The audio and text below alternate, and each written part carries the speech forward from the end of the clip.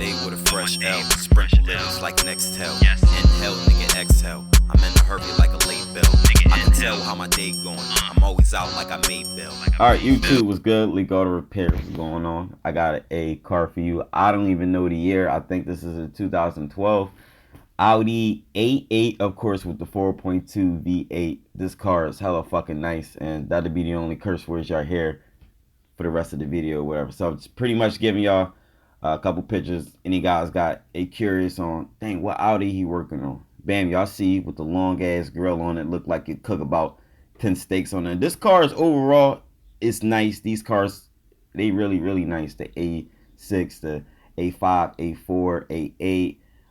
I really like the newer, like the A7s, like the 2012 body style A7. I think that's a 14, whatever. It's really good. So you see right there in the valley, I got the intake manifold removed. You see oil leak.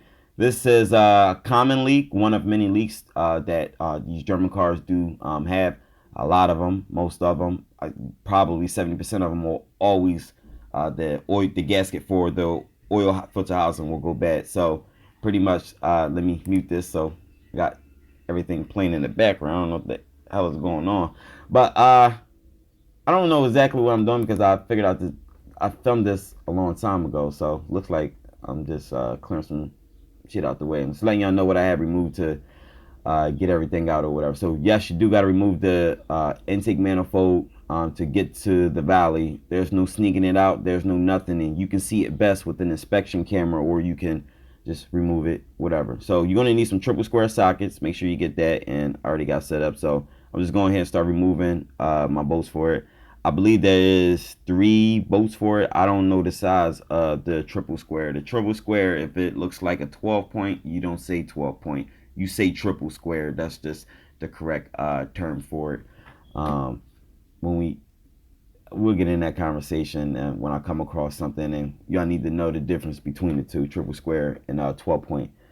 So I believe there's maybe a few wires to maneuver in and back. I said there was 3 bolts. It's probably 4, but y'all pay attention to the video, and you know y'all gonna see what y'all pretty much need to remove. Now this applies to if you got like different Audis, like V6, whatever.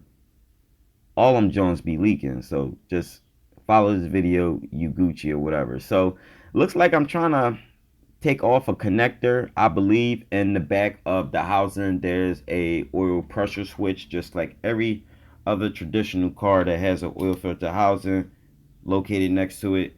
What next to it is the oil pressure switch. So looks like I was removing the connector off that. Sometimes it's hard to push the tabs in and slide it off. I don't know why German cars do that.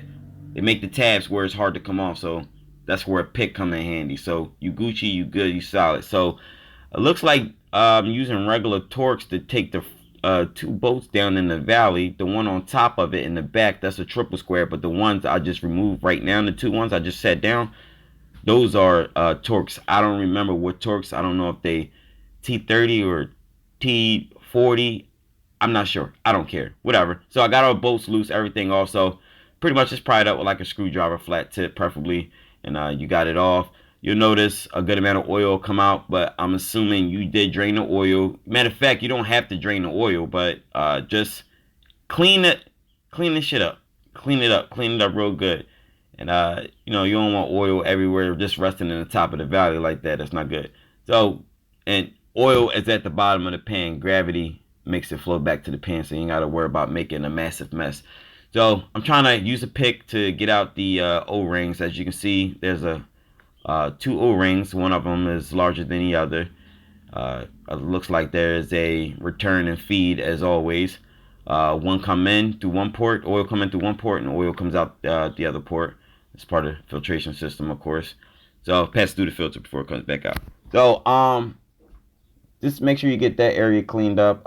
Hit it with some brake cleaner. We did get the gaskets from Audi. I remember that. We got the gaskets from Audi, so it wasn't like no aftermarket. I don't even know what brand they give y'all that makes this, parts for this. Just use whatever they sell at the dealership.